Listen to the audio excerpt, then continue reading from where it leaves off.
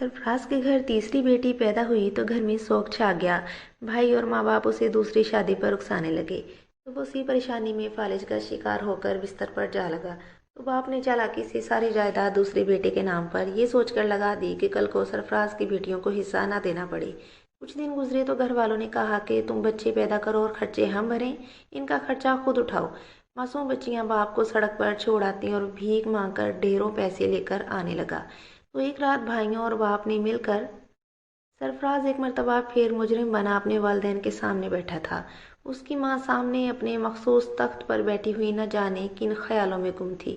वहीं उसका बाप हुक्का लिए कब से उसे फूंक रहा था, जबकि सरफराज का छोटा भाई अहमद वहीं अब्बा के पास बैठा उनके घुटने दुबा रहा था और साथ साथ उनके कानों में न जाने क्या सरगोशियां कर रहा था, जिन्हें सुनकर सरफराज के अब्बू के चेहरे पर सख्ती मजीद बढ़ती ही चली जा रही थी। सरफराज खामोशी से तीनों का चेहरा देखने के बाद सर झुका गया और फिर गहरी सांस खारिज करने के बाद बोला कि जी अब्बू, आपने मुझे क्यों बुलाया? क्या कोई ज़रूरी बात करनी थी? सरफराज जानता था कि उसके अब्बू से क्या बात करेंगे, मगर उसके बावजूद उसने पूछ ही लिया। इस तरह पूछने पे उसके वालिद ने घोरी से नवाजा और फिर गला खंखार कर कहने लगे, देख बेटा, हमने तेरी शादी इसलिए करवाई थी ताकि तेरी बीवी हमें वारिस दे। वारिस का मतलब समझता है तू? वारिस कहते हैं बेटों को। जैसे तेरी माँ ने मुझे दो बेटे पैदा करके दिए, मेरे वारिस दिए। आज तुम दोनों बड़े होकर मेरा सहारा बन चुके हो, दोनों मेरे बाजू हो, अच्छा कमा कर अपने माँ बाप के हाथ पर रखते हो। ये होते हैं माँ बाप के वारिस। मैं भी तुझसे यही चाहता था कि तेरी बीवी मुझे वारिस पैदा करके दे, मगर नतीजा तुम्हारे सामने है। सरफराज ने यह सुना तो उसका सर मजीद झुक चुका था। तभी उसकी वालदा फौरन इस बात को आगे बढ़ाते हुए कहने लगी, देख सरफराज, मैंने तेरी पहली दो बेटियों को तो इस घर में कबूल कर लिया, लेकिन अगर इस मर्तबा उसने बेटी को जन्म दिया तो फिर देखना मैं क्या करती हूँ। मेरी तो बस हो चुकी है। गांव की हर औरत मुझे ताने देती है, ये कैसी बहू लेकर आई है जो तुझे सिर्फ और सिर्फ पोतियां ही देख पैदा करके दे रही है। अरे तेरे तो हालात भी अच्छे नहीं हैं। कल को जब इनको ब्याहेगा तो कहाँ से ट्रक भरकर जहेज इनको देगा। मगर न जाने कौन सी मनहूस घड़ी थी जब मैं तेरी बीवी को इस घर में रुखसत करके ले आई थी। सरफराज खामोशी से अपने माँ बाप की बातें सुनता रहा। वहीं उसका छोटा भाई भी जल्दी पर आग लगाने का काम कर रहा था। कहने लगा कि भाई ने आज तक कभी अपनी बीवी पर सख्ती की ही नहीं है। जब देखो उसके पास बैठा रनमुरीदी के सारे रिकॉर्ड तोड़ रहा होता है। आज तक उसने कभी अपनी बीवी या बेटियों को डांटा तक नहीं, मारना तो दूर की बात है। अगर दुबा कर बीवी को रखता, उसे खूब सुनाता तो आज ये नौबत ना आती। माँ बाप तक तो ठीक था, मगर जब छोटे भाई की मुदाखलत सुनी तो सरफराज से रहा ना गया। उसने माथे पर बल डालकर अपने छोटे भाई को देखा और कहने लगा, मेरे डांटने या गलत रवैया रखने या जुल्म करने से कौन सा उसने मुझे बेटा पैदा करके देना था? ये तो खुदा के इख्तियार में है, वो जो चाहे अता करे। मैं क्यों बेगुनाह बेकसूर किसी पर जुल्म करके अपने माल खराब करूं? इससे पहले कि दोनों भाइयों में बहस छिड़ जाती, माँ ने फौरन बात काटी और कहने लगी, बस बहुत हो गया। जानती हूँ तुम्हारी बीवी तुम्हारी कितनी इज्जत करती है, लेकिन अगर उसने तीसरी मर्तबा भी बेटी को पैदा किया, मैं उसे घर में नहीं रहने दूंगी। सरफराज अपने वालिदैन की कितनी ही देर धमकियाँ में इस बातें सुनता रहा। सारा दिन काम काज करके थका हारा वो घर लौटा था जब उसके वालिदैन सेहन में ही बैठे थे और फौरन उसे बुला लिया। किसी ने एक गिलास पानी भी उससे ना पूछा था। वो थक चुका था। आखिर उठा और अपनी बीवी के कमरे में चला गया। बीवी ने जब शौहर को देखा तो फौरन ठंडे पानी का गिलास भर कर उसके सामने रखा। वहीं सरफराज की दोनों बेटियां, जो कि 4 और 3 साल की थीं, अपने अब्बू का एक एक जूता उठाकर ले आई और फिर अब्बा के पैर धुलवा कर उन्हें घर के जूते पहना दिए। सरफराज ने जब ये सब देखा तो उसे अपने दिल में एक ठंडक सी महसूस होने लगी थी। न जाने क्यों उसके माँ बाप बेटियों से नफरत करने लगे थे। हालांकि ये तो उसके दिल का सुकून थी। असल सुकून तो उसे आता ही इस कमरे में था जहाँ पर उसकी बीवी और उसकी बच्चियां मौजूद थीं। उसे तो अपनी जन्नत लगा करती थी, क्योंकि सभी उसे यहाँ पर बड़ा ही प्यार करते थे। सरफराज की बीवी दरवाजे से सारी बातें सुन चुकी थी। सारा दिन उसका इन्हीं बातों को सुनने में ही लग जाया करता था। आखिर सरफराज के जाने के बाद पूरे घर की जिम्मेदारी उसी पर होती थी। इस हालत में भी वो सारे घर के काम अकेले ही किया करती थी और साथ साथ सास के ताने भी सुनती रहती और अपनी बच्चियों को झड़कें खाते हुए भी देखती रहती, मगर कभी उसने पलटकर जवाब नहीं दिया था। सरफराज ये बात जानता था कि उसकी बीवी एक मर्तबा फिर बेटी को जन्म देने वाली है। आखिर वो दिन भी आ गया जब सरफराज 3 बेटियों का बाप बन चुका था। جب وہ اس کی بیوی اپنی تیسری بیٹی کو لے کر گھر آئی تو ساس نے فوراً دروازے پر ہی روک لیا، کہنے لگی کہ کیا لائی ہو، یہ لڑکا ہے یا لڑکی؟ سرفراز حیرت سے ماں کا چہرہ دیکھنے لگا اور پھر اپنی بیوی کو، پھر مسکرا کر مٹھائی کا ڈبہ آگے کیا اور ماں سے کہنے لگا کہ اماں مبارک ہو، تم دادی بن گئی ہو، خیر سے میں 3 بیٹیوں کا باپ بن چکا ہوں۔ جب اس کی ماں نے یہ سنا تو غصے سے سرخ لال ہو چکی تھی۔ اگلے ہی پل مٹھائی کے ڈبے کو ہاتھ مارا تو ساری مٹھائی زمین پر بکھر چکی تھی۔ کہنے لگی کہ یہ مٹھائی نہیں، میرے زخموں پر نمک چھڑکنا ہے، نکل جاؤ گھر سے اپنی اس منحوس بیوی اور اس بچی کو لے کر، میں تم دونوں کو اس گھر میں داخل نہیں ہونے دوں گی۔ سرفراز نے یہ سنا تو وہ بے یقینی سے ماں کو دیکھنے لگا۔ ان کے شور کی آواز گلی تک جا رہی تھی اور کئی لوگ گھروں سے باہر نکل کر دیکھنے لگے تھے کہ آخر گلی میں کیا ہو چکا ہے۔ سرفراز ماں سے کہنے لگا کہ یہ گھر میرا ہے، میرے ماں باپ کا ہے، میں بھلا اسے چھوڑ کر کیوں جاؤں گا؟ اگر اس بار اللہ نے بیٹا نہیں دیا تو اگلی بار عطا کر دے گا، مگر اس کا یہ مطلب تو نہیں کہ آپ ہمیں گھر سے ہی نکال دیں۔ بھلا اس معصوم بچی کا چہرہ تو دیکھیں، اب جب یہ دنیا میں آ ہی چکی ہے تو میں اس کا کیا کروں؟ سرفراز کی ماں نے جب یہ سنا تو پھٹ پڑی، کہنے لگی کہ میری بلا سے جو مرضی کرو، وہی پھینکاؤ یا کسی فقیر کو دے آتے، مگر گھر میں مت لاتے۔ جب شور مزید بڑھنے لگا تو سرفراز کا باپ باہر آیا اور بیوی کو سمجھا کر اندر لے گیا۔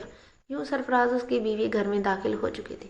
سرفراز کی بیوی تو مسلسل رو رہی تھی اور اپنی معصوم بچی کو سینے سے لگائے آنے والے وقت کے بارے میں سوچنے لگی تھی، نہ جانے آگے کیا ہونے والا تھا۔ ساس تو ہتھے سے اکڑ چکی تھی، وہیں سسر اور دیور بھی معصوم عورت کے پیچھے ہی پڑ چکے تھے۔ کہنے لگے کہ بس اب یہ اس کی تینوں بیٹیاں یہاں نہیں رہیں گی، ہم کیوں ان کا بوجھ اٹھاتے پھریں، ہرگز نہیں پالیں گے۔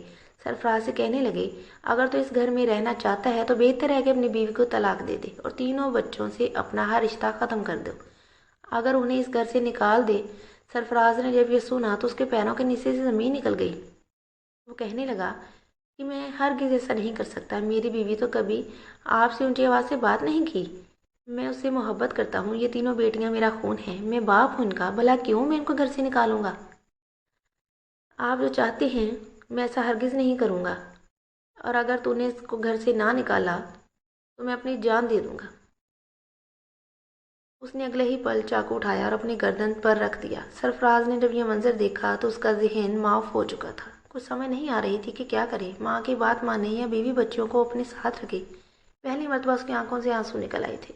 وہ رونے لگا اور ماں سے کہنے لگا امی آپ ایسا نہ کریں، آپ کے علاوہ مجھے آپ جو کہیں گی میں وہ کروں گا، میں اپنی بیٹیوں اور بیوی کو نہیں چھوڑ سکتا۔ سرفراز کی ماں نے جب یہ سنا تو اس نے ایک اور شرط رکھ کر کہنے لگی اگر تم اسے طلاق دے کر گھر سے نکال سکتے تو پھر دوسری شادی کر لو، میں مرنے سے پہلے اپنے پوتے کا چہرہ دیکھنا چاہتی ہوں، یہ تو تمہیں بیٹا پیدا کر کے دے ہی نہیں سکتی، اس لیے تم دوسری شادی کر لو۔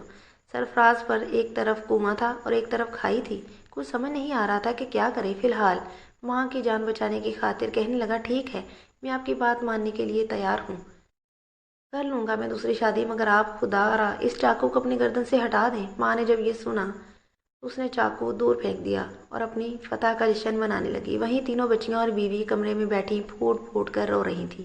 کیا بیٹیاں پیدا کرنا جرم تھا؟ خدا کی رحمت نہ تھی؟ نہ جانے کیوں آج کے اس دور میں یہ لوگ بیٹیوں سے اس قدر نفرت کرتے تھے، مگر جس قدر پست سوچ سرفراز کے گھر والوں کی تھی، انہیں سمجھانا گویا بھینس کے آگے بین بجانے کی مترادف تھا۔ سرفراز یہی سوچ رہا تھا کہ آخر اب کیا کرے گا۔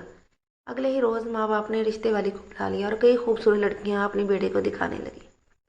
وہ اپنی پہلی بہو کو جلانا چاہتی تھی، اس لیے رشتے والی کو اس کے کمرے میں ہی لے آئی اور بیوی کے سامنے سرفراز کو لڑکیوں کی تصویریں دکھا کر کہنے لگی کہ بیٹا کس سے شادی کرے گا؟ یہ دیکھ کر سرفراز کی بیوی اندر ہی اندر کڑنے لگی تھی، اس کے آنسو بہہ رہے تھے، پھر اس کی دونوں بیٹیاں حیرت سے کبھی دادی کو اور کبھی ان تصویر والی لڑکیوں کو دیکھتی۔ دادی بچیوں کے سامنے کہنے لگی یہ تمہاری سوتیلی اماں ہوگی جو مجھے وارث پیدا کر کے دے گی، تینوں منوسوں کو تو میں اس کے پاس بھی بھٹکنے نہیں دوں گی۔ بچیوں کے سامنے ایسی باتیں کرتے سرفراز کی بیوی پہلی دفعہ بولی، کہنے لگی اماں جی یہ باتیں بڑوں کی ہیں، آپ بچیوں کے سامنے یہ سب کیوں کہہ رہی ہیں؟ ان کے ذہن پر آخر کیا اثر پڑے گا؟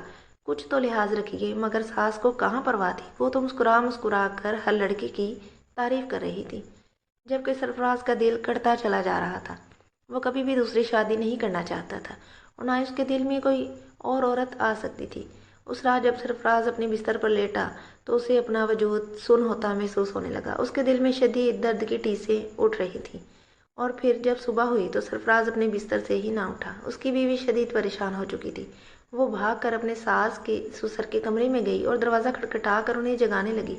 کہنے لگی، پتہ نہیں سرفراز کو کیا ہو گیا ہے، آپ لوگ آ کر دیکھیں۔ جب ماں نے اپنے جوان جہان بیٹے کو بے ہوش دیکھا تو کہنے لگی، یقیناً تو نے کچھ پڑھ کر تعویذ کیے ہوں گے میرے بیٹے پر، ورنہ میرا جوان جہان صحت مند بیٹا ایک دم سے بے ہوش کیسے ہو گیا؟ اس کا ملبہ بھی سرفراز کی بیوی پر ہی ڈال دیا۔ وہ فوراً سرفراز کو ہسپتال لے گئی، جہاں یہ رپورٹس میں آیا کہ سرفراز کو فالج کا اٹیک ہوا ہے۔ یہ سننا تھا کہ سرفراز کے ماں باپ دھاڑیں مار مار کر رونے لگے، خود کو پیٹنے لگے اور ڈاکٹر اور نرسوں کو پکڑ کر کہنے لگے، یہ سارا قیادرہ ہماری بہو کا ہے، یہ کالے جادو کرتی ہے، سفلی عملیات کرتی ہے، ایسا کر کے اس نے ہماری بیٹی کو اس نوبت تک پہنچا دیا ہے۔ اس کے منہ میں جو آ رہا تھا وہ بولتے جا رہے تھے، جبکہ وہیں سرفراز کی بیوی ایک کونے میں بیٹھی سسک کر رو رہی تھی۔ اس کا شوہر ہی تو اس کا واحد سہارا تھا، جو کہ اب اس نوبت تک پہنچ چکا تھا۔ جانے اب آگے کیا ہوتا۔ وہ اپنے شوہر کو لیے گھر واپس آ گئی۔ سرفراز تو ایک رات میں ہی زندہ لاش بن چکا تھا۔ دونوں بچیاں جو سیانی تھیں اپنے باپ کے سینے پر سر رکھ کر سسک کر رونے لگیں۔ چھوٹی بیٹی ملائکہ بابا کو ہلا کر کہتی کہ بابا اٹھیں، مجھ سے بات کریں، میرے لیے نئے کھلونے کب لائیں گے؟ آپ کچھ بول کیوں نہیں رہے؟ کیا آپ اپنی بیٹی سے ناراض ہیں؟ میں آئندہ آپ سے کوئی ضد نہیں کروں گی، آپ کی ہر بات مانوں گی، ماما کو بھی تنگ نہیں کروں گی، مگر آپ ٹھیک ہو جائیں پلیز۔ بیٹی کے الفاظ سن کر سرفراز کچھ بول تو نہ سکتا، مگر اس کی آنکھوں سے آنسو ٹپکتے رہے۔ فالج کی وجہ سے اس کی نوکری بھی چھوٹ چکی تھی اور اب گھر کا ہو کر رہ گیا تھا۔ گاؤں والوں کو جیسے جیسے سرفراز کی طبیعت کے بارے میں پتہ چلا، وہ لوگ اس سے ملنے کے لیے گھر آتے رہے، مگر دھیرے دھیرے سب اپنی اپنی زندگیوں میں مصروف ہو گئے۔ جب لوگ آنا بند ہو گئے تو ماں باپ کو بھی سرفراز کی کوئی پرواہ نہ رہی، اور جان بوجھ کر دل دکھانے والی باتیں سرفراز کی بیوی اور بچیوں کے سامنے کرتے رہتے کہ سرفراز کو تو بس اب موت ہی اس تکلیف سے نجات دلا سکتی ہے، یہ تو نہیں بچنے والا، بلا وجہ ہی ہزاروں روپے ہم اس کی دوائیوں پر خرچ کر رہے ہیں، بس اللہ سے دعا ہے کہ جلد از جلد اسے اپنے پاس بلا لے تاکہ بیٹے کی تکلیف کم ہو سکے۔ جب معصوم بچیاں یہ سنتی تو پھوٹ پھوٹ کر رونے لگتی، بھاگ کر اپنی ماں کے پاس آتی اور انہیں ایک ایک لفظ بتاتی، پھر باپ کے سینے لگ کر روتی اور کہتی رہتی، دادی دادا ایسا کہہ رہے ہیں۔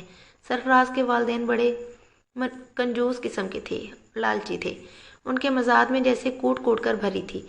جب سرفراز کے پیسے ختم ہونے لگے تو اس کی بیوی اور بچیاں اپنے دادا دادی کے محتاج ہونے لگیں۔ سرفراز کی دوائی ختم ہوئی تو اس کی بیوی اپنی ساس سسر کے پاس گئی اور دوائیوں کی پرچی دے کر بولی کہ سرفراز کی دوائیاں ختم ہو چکی ہیں، آپ یہ دوائی لا دیں۔ مگر سسر آگے سے کہنے لگا، میرے پاس اتنے پیسے نہیں ہیں جو دوائیاں لا کر دیتا پھروں، اور نہ ہی یہ دوائیوں سے ٹھیک ہوگا۔ ایک دفعہ جسے فالج کا اٹیک ہو جائے وہ ایسے ہی رہتا ہے، ٹھیک نہیں ہوتا۔ وہ ایسی باتیں کرتے جنہیں سن کر دل برداشتہ ہو کر وہ واپس کمرے میں آ جاتی۔ کئی ہفتے گزر چکے تھے مگر ایک بار بھی سرفراز کے ماں باپ، اس کا بھائی اسے ملنے کمرے میں نہیں آئے تھے۔ اس کی بیوی اور بچیاں ہی تھیں جو اس کا خیال رکھ رہی تھیں۔ وہ سبھی اپنے لیے کھانا بنا کر کھا لیا کرتے تھے۔ جب سرفراز کی بیوی اور بچیاں کھانے کے لیے جاتی تو خالی دیگچی ان کے منہ چڑھا رہی ہوتی۔ ایک روز تو کھانے کے لیے باسی روٹی بھی نہیں بچی تھی۔ سرفراز کی بیوی اپنی ساس سے کہنے لگی، اماں جی آپ کھانا اتنا کم کیوں بناتی ہیں؟ کیا آپ کو میری بچیاں یاد نہیں ہوتی؟ میری بچیوں نے تو دن کو بھی کچھ نہیں کھایا، اور ابھی بھی جب دیکھا تو نہ روٹی پڑی ہے اور نہ ہی سالن۔ تبھی سسر فوراً اپنے ربدار لہجے میں بولتے ہوئے کہنے لگا، یہ تمہاری بیٹیاں ہیں، تمہارا کام ہے، تم جیسے بھی پالو، ان کا باپ تو خیر چارپائی پر لگ چکا ہے، تو ہم کیوں کسی کی اولاد کو پالتے پھریں؟ تم جانو تمہاری اولاد جانے۔ جب سرفراز کی بیوی نے یہ سنا تو رونے لگی اور کہنے لگی کہ آپ یہ بات کیوں بول رہے ہیں کہ اس گھر پر اور ہر چیز پر میرے شوہر کا برابر کا حق ہے، اسی لیے میں اس کی بیوی اور اس کی بچیاں بھی ان چیزوں پر برابر کی حصے دار ہیں۔ پھر آپ کیسے ہمیں یہ باتیں سنا سکتے ہیں؟ شروع سے اب تک گھر کے تمام خرچے میرا شوہر ہی تو کر رہا ہے۔ جب یہ بات سسر نے سنی تو بہو کو ہی باتیں سنانے لگا۔ اگلے روز جب سرفراز کی بیوی کچن میں کام کرنے پر مصروف تھی تو دیور اور سسر نے ایک کاغذات تیار کروائے، پھر سیدھا سرفراز کے پاس گئے اور اس کا ہاتھ پکڑ کر سائن اور انگوٹھا لگوا دیا۔ کچھ روز بعد یہ خبر آئی کہ گھر اور ساری جائیداد چھوٹے بیٹے کے نام ہو چکی ہے۔ سرفراز نے مرنے سے پہلے ہی اپنے حصے کی ساری کمائی، دولت اور زمینیں اپنے چھوٹے بھائی کے نام کر دی ہیں، کیونکہ اس کا کوئی وارث نہیں تھا۔ یہ سن کر تو سرفراز اس کی بیوی کے سر پر تو جیسے پہاڑ ٹوٹ پڑا تھا۔ सास ससुर तो खुश थे, देवर भी बार बार अपनी मूंछों को ताव दे रहा था। ये प्लान उन्होंने नहीं बनाया था, और ये इसलिए था ताकि बाद में ये घर और कारोबार कहीं सरफराज की बेटियों के नाम न हो जाए। यहाँ पर भी सरफराज उसकी बीवी जब्त कर चुके थे, मगर बच्चों की भूख उसे देखी नहीं जा रही थी। सरफराज अब कुछ बोलने लगा था, अपनी बीवी से कहने लगा, तो मुझे सड़क पर छोड़ आओ, मैं भीख मांग लिया करूंगा, कम से कम कुछ रकम तो हाथ आएगी। उसकी बीवी रोने लगी, मगर बच्चियों की खातिर ये करना जरूरी था। अगले ही रोज सरफराज की बीवी और बच्चियां गईं और एक सड़क पर सरफराज को बिठाएं। सरफराज एक जगह बैठ जाया करता था और अपनी खूबसूरत दिलकश आवाज में नात शरीफ पढ़ा करता। उसकी आवाज इस कदर महसूर होती कि लोग सुनकर एक पल रुक जाया करते और फिर नात शरीफ सुनते और उसे दुआएं दिया करते और अपनी जेब से पैसे निकाल कर उसके पास बड़े बॉक्स में डाल दिया करते। शाम को सरफराज की बीवी आती और अपने शौहर को घर ले आती।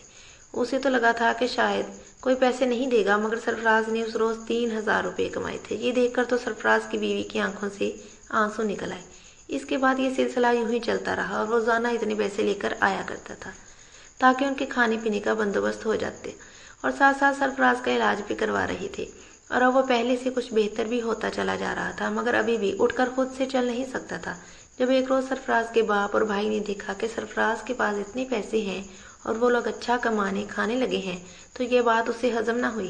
पहले तो उसका खूब मजाक उड़ाया करते थे, कभी भिखारी तो कभी भीख मंगा कहा करते थे। कभी कभार तो देवर जानबूझकर अपने भाई के हाथ पर 1 या 2 रुपये रख कर जाया करता और उसकी खूब तजलील किया करता था। मगर अब जब उन्हें ये खबर मिली तो एक मरतबा फिर उनके दिल में लालच जाग उठा था। उस रात जब सरफराज भीख मांगकर घर वापस लौटा तो उसकी बीवी किचन में ठंडा पानी लाने के लिए गई। अभी वो किचन में पहुंची थी कि उसे कमरे से चीखों पुकार की आवाजें आने लगी। जब उसने जाकर देखा तो चीख उठी थी, क्योंकि उसका ससुर और देवर उसके शौहर सरफराज को बेतहाशा पीट रहे थे। वो पीट कर उसकी जेबों से आज की सारी भीख निकाल रहे थे। ऐसा करने के बाद देवर और ससुर ने पूरे कमरे का सामान उथल पुथल कर दिया। जितने भी पैसे उन्होंने जमा कर रखे थे और वो जो भी सरफराज की बीवी का जेवर था, सब कुछ उठाकर वहां से जाने लगे। सरफराज की बीवी चीखती चिल्लाने लगी और ससुर और देवर को मारने लगी, मगर उन्होंने इस बेचारी का सर इस कदर जोर से दीवार पर मारा कि वहीं बेहोश हो गई। उसका सर फट चुका था। ये शोर शराबा गली में गुजरते कई लोगों ने सुना था। आस पड़ोस वाले भी रोज रोज के शोर शराबे से तंग आ चुके थे। सरफराज और उसकी बीवी पर तरस खा कर आखिर एक शख्स ने पुलिस को फोन कर दिया और सारे माजरे से आगाह किया। उस वक्त भी ससुर और देवर सरफराज और उसकी बीवी को लान तान कर रहे थे और उनकी बच्चियों को मार रहे थे। जब अचानक पुलिस घर में दाखिल हो गई, पुलिस को देखकर उनके चेहरे का रंग उड़ चुका था।